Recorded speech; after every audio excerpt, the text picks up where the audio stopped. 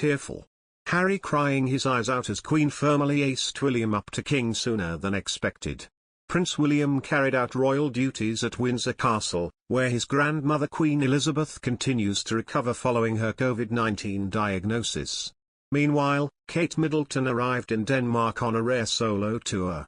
The Duke of Cambridge, 39, hosted an investiture ceremony on Tuesday, following a centuries-old tradition where members of the royal family present medals to those who have been awarded honours in person.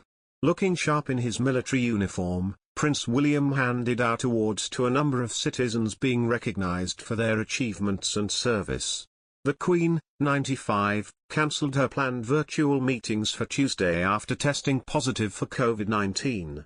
As Her Majesty is still experiencing mild cold-like symptoms, she has decided not to undertake her planned virtual engagements today, but will continue with light duties, Buckingham Palace said in a statement.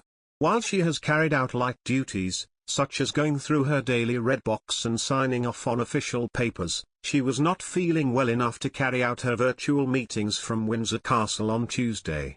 The Queen was seen for the first time since her diagnosis as she conducted virtual meetings from Windsor Castle on Tuesday.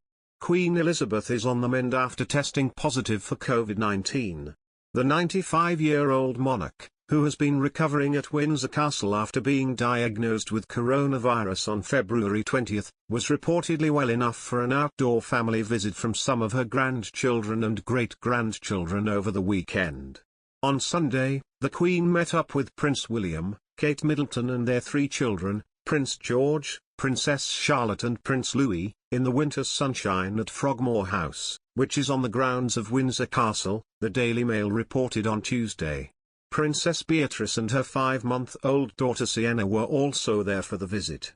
Queen Elizabeth was also feeling well enough to carry out 2 virtual meetings from Windsor Castle on Tuesday, marking the first time the Queen has been seen since her diagnosis. Buckingham Palace has not commented on her COVID status, but a source confirms to People that the Queen will continue with other duties and has private engagements scheduled. Frogmore House is a favourite spot for the Queen, who regularly walks her dogs in the nearby park. It is near Frogmore Cottage, the UK home of Prince Harry and Meghan Markle. Princess Eugenie, who has been staying there with her husband Jack Brooksbank and their son August, was not at home when the Queen visited. They recently travelled to the US to visit the Duke and Duchess of Sussex at their home in Montecito. The Queen's coronavirus diagnosis was announced by Buckingham Palace on February 20. A spokesman said at the time, Buckingham Palace confirmed that the Queen has today tested positive for COVID.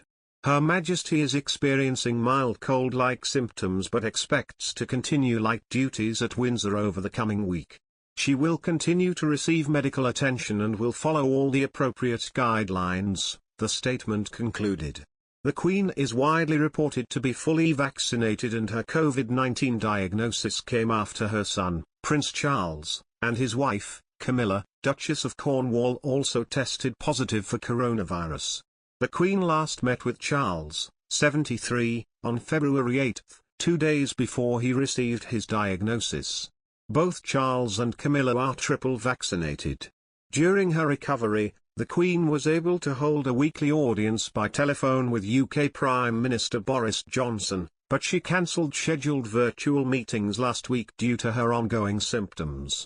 Several royal household members based at Windsor Castle have also tested positive for coronavirus, People understands. The Queen's swift recovery from COVID is uplifting news as she looks ahead to her Platinum Jubilee in June when the nation will come together to celebrate her historic 70 years on the throne. In addition to her latest health setback, the Queen is also dealing with several royal family scandals, including Prince Andrew's settlement with his sexual assault accuser, an investigation into Prince Charles' charity following Cash for Honours allegation and the 2020 departure of Prince Harry and Meghan Markle.